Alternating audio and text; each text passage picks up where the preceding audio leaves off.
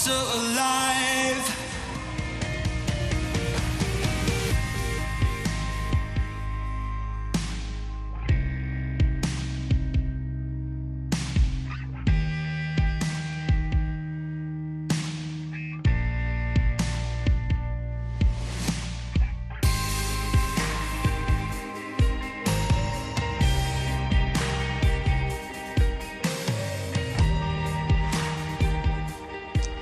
The third Castle Lager Test match here at the Wanderers is alive and well and threatening to kick again. It was a day where Pakistan fought very hard to stay in the contest, bowling out South Africa for 303 and then batting with fair conviction, I think you'd call it, 153 for 3. Still 228 to win the game, 7 wickets in hand, and most of the results remain possible. Ramiz Raja and Shaun Pollock are with me to discuss the day. Interesting how Pakistan have this endless, it seems, fighting quality. Yeah, up and down, I think that you associate with Pakistan, obviously. They were good today with the bat. That positive intent, that little partnership at the opening would have given them a lot of hope and a lot of heart. But, you know, it is a tough ask for Pakistan. All they need to do is to be competitive. Just hang in there. Just remain in the present moment, not worry about the end result, because South Africans are going to hurt you eventually. But the point is that you've got to deal with the subject, and the subject is the variation of bounce and the quality of pace attack, and get this partnership rolling for another 70, 80, maybe 100. I reckon the South Africans missed having that spinner this afternoon. Keshav Maharaj not picked, Shaun. Yeah, they would have loved that option. I do say I did back him at the start of the test match on that kind of surface. But it's lovely to have that variation, and they've toiled hard. They've done well. They've actually had to fight this time to try and pick up the wickets. But I've been impressed with their fight. They've kept coming in, and it's going to be another day tomorrow. They've just got those 3 wickets, and they probably feel they're maybe 2 wickets away from being able to run through Pakistan.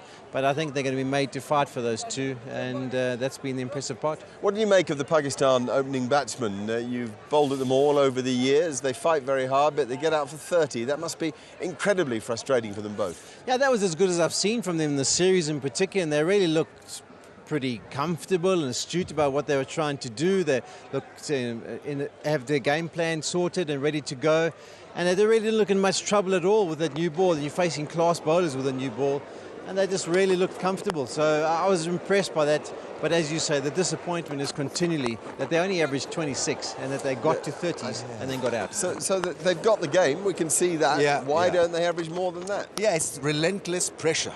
When you're playing against a team like South Africa, there's no respite. So you've got to deliver your best every time you're out there for the entire period and process of your innings. But this was a good show, actually, because they got behind the line of the ball, and, you know, you're mentally so tired chasing down a team like South Africa because you've been hit so hard by those losses, and your own form has been up and down. So really to get your mind into the act and get your act together, it's a hard job to do. I was really appreciative of Hashim's effort, and it was almost like those openers watched him and said to themselves, well, hold on, look at the application he's shown. Look how he's occupied the crease for a period of time. He's just allowed balls to go through, and he's defended really well. And I thought that was what they did. I thought it was a good example for them, how they've learned a lesson and they implemented it, even though it is late in the series. Well, Hashim set it up yesterday and continued it today. Actually, he played a little bit more freely today, didn't he? I thought that was as close to the Hashim Amla we knew of a few years back today that we've seen in the series. Yeah, I mean, he's a class act, isn't he? I mean, you talked about his technique and how he adjusted it according to which bowler he was facing. He was very watchful when there was areas that he felt he could score, and he went after it. And he just was a really fine innings. And I think also, you know, Quinny's joining us as I'm chatting here, but I think Quinny's attitude rubs off on someone like Hashim. So when he gets going, he'll also get freed up a little bit and maybe get a few bad balls because the bowlers have been put under pressure, and he cashed in on that. But I think both innings, in the first innings, Hashim was very watchful and an important knock of 40.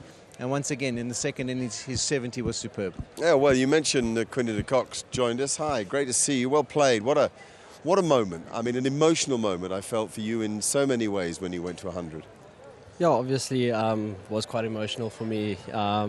To score another test century obviously hasn't happened for me in a while, so to get one behind my name again, it's always special.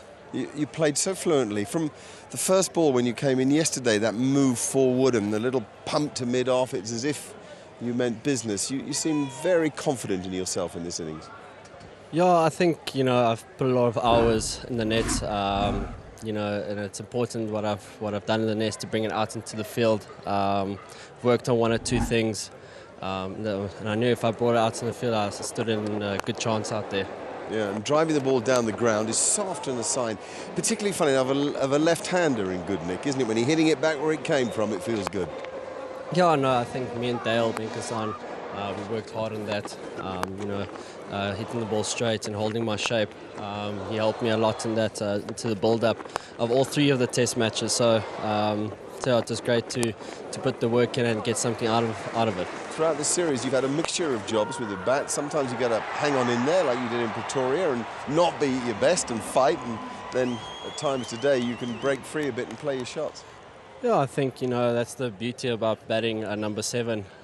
You know, you always playing different roles all the time.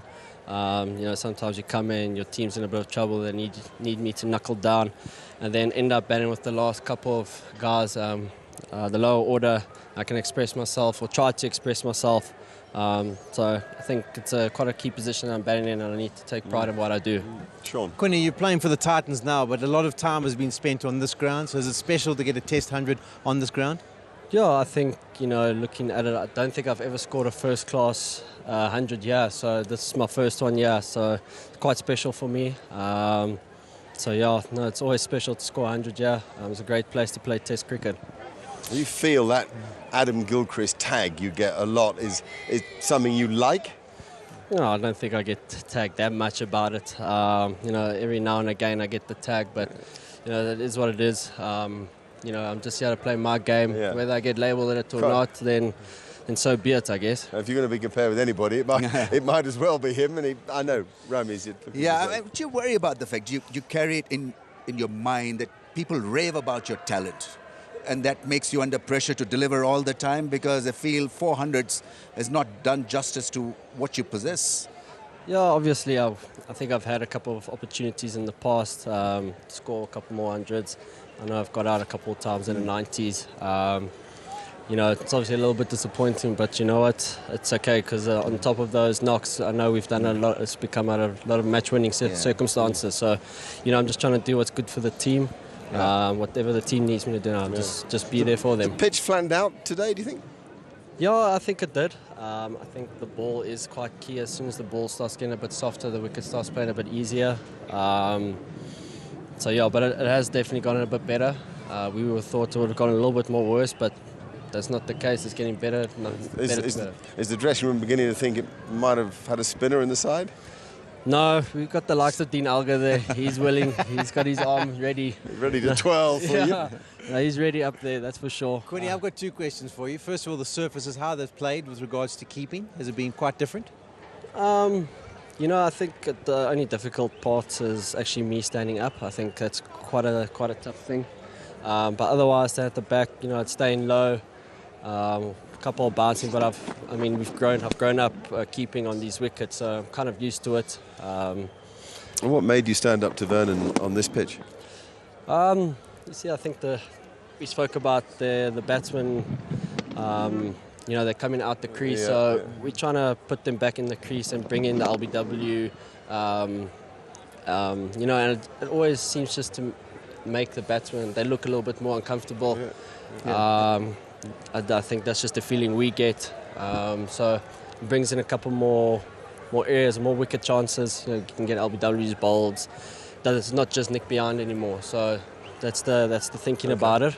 And is Vernon cool about it? No ego issues? Not at all. I think the very first time it ever happened, we had to convince him. But that was a while ago. But now he's grown into it. He enjoys it. I think he knows when I'm up, the batsmen don't really enjoy it. So I saw you getting a bit of a ribbing for that one review that you sent upstairs. Yeah, I thought we heard. I heard something. A couple of other guys heard something, and then you were so sure, weren't you? Yeah, I was very sure, to be honest. I thought no, definite nick, but obviously showing in the replay nothing. That's not a problem. When a bowler does get the edge and you don't go up, then there's a problem. Yeah, we heard nothing from the back. Obviously, KG heard something, hey? Yeah, obviously, but we heard nothing. We were like, oof, because it's a good ball. but that was about it. We had absolutely nothing then, just to check on the replay. And then the two coaches put their fingers up from the dressing room. just to make us feel a lot more worse than what you already feel. So, Yeah, a question regarding batting here. I mean, how do you play on a difficult pitch? What do you tell yourself all the time? Because you can easily get into that frame of mind where you're looking at something extraordinary to happen off the surface. How do you deflect that pressure? I think when you're playing on difficult pitches, to make sure you have strong positions, that's key. If there's a bit of a weakness or flaw in your technique, you will be found out, especially on these wickets where it's up and down, sideways movement. So you got to make sure you're strong in your defence and your body language. And You've got 228 to defend tomorrow, 7 wickets to take. How do you feel about the day? Yeah, I think we had a reasonable day. I think they got two of their key players in at the moment. I feel if we get a couple of early scalps tomorrow, we're in the game. But they've got these two and a couple more good batsmen to come. So I think it's going to be quite a close game tomorrow, obviously knowing that the wicket is getting a bit better. So we'll see how things happen tomorrow. And finally, before you go, Dale's really hitting the gloves again. This is the old Dale, isn't it? Yeah, no, we're trying to be understand something. It's like it's good to see Dale at it again, like the old ways. So it's good to have him back when he's firing like this. He never makes any batsman's life easy. So it's good to have him back in the way he's bowling. Wish you another good day tomorrow. Brilliant. Thank you for your time. Thanks, Well, guys. brilliant. Very Well good. played. Well, Thanks very much. Cheers, Quinton. OK, we'll now turn to the Pakistan wickets that fell, just the 3 of them. Ramiz, which was great because, we've seen some tumbles from grace during this series. It might have been 5 or 6. It wasn't. They resisted well. Yeah, absolutely. I mean, it was tough going for the South African bowlers because they applied themselves so well. I mean, this was a well-constructed wicket, by the way, because he kept on hammering the ball in that area around that off stump and cut him in half. The ball that kept just a little bit low and faint bit of inside edge, got rid of Shaun Masood. But it was a dugout kind of a performance that will give you a lot of confidence at heart that, boys, we've endeavoured the first, 15, 20 overs, and so this is still a battable pitch, and Azhar Ali is all over the place. I mean, he's got to sort his batting against short ball because otherwise he's going to lose his place very quickly. Yeah, I mean, he has struggled in the whole tour, and there's not much he can do about that. But what I must say about these 3 wickets, and what's probably impressive from a Pakistan perspective, is they didn't gift any of those wickets away. Yeah. Those were great deliveries. They were looking to be tight and defend. That ball was a bit of a snorter that took him for length. It wasn't these loose shots getting caught or soft dismissal. So I think those 3 wickets can say, it's a way you're going to get out, but it's more of an impressive way to get out than what we've seen so far in the series. Yeah, certainly no overconfidence from Quinton de Kock. It's game on tomorrow. There's no question about that. 7 wickets still for the South African attack to take. 228 for Pakistan to win the game. We're going to be with you at 9:30 in the morning. That's our preview show. Play getting underway at 10 o'clock. Another fascinating day of Test match cricket here at the Wanderers. A good pitch making for a very absorbing contest. A difficult one to pick as well from all of us here at the Wanderers. Until tomorrow morning at least. Bye-bye.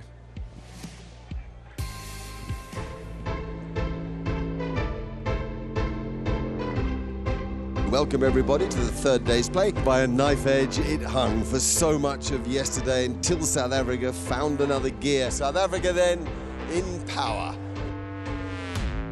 Well, knocks us down, we get back up. Revolution. Yes. Pure shot, pure Amla. Oh, well played. Such touch. Finesse, you might call it. Oh, that's through the gap. It'll bring up 50. Yes. Oh, yes. Just beautiful. They began when the game was in the balance. They're now weighting it heavily in favour of their own team. That's out. That's a vicious delivery. Nothing the batsman can do about that. It finally ends for Hashim Amla. 232 for 7. South Africa lead 309. Oh, what a great stroke. God, Jesus. It's a beauty. Arguably the best of them. Class, power, style.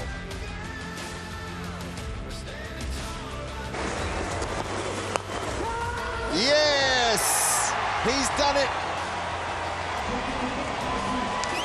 with brilliance at the bull ring. Quinton de Kock goes to his 4th Test match 100. A joyous moment.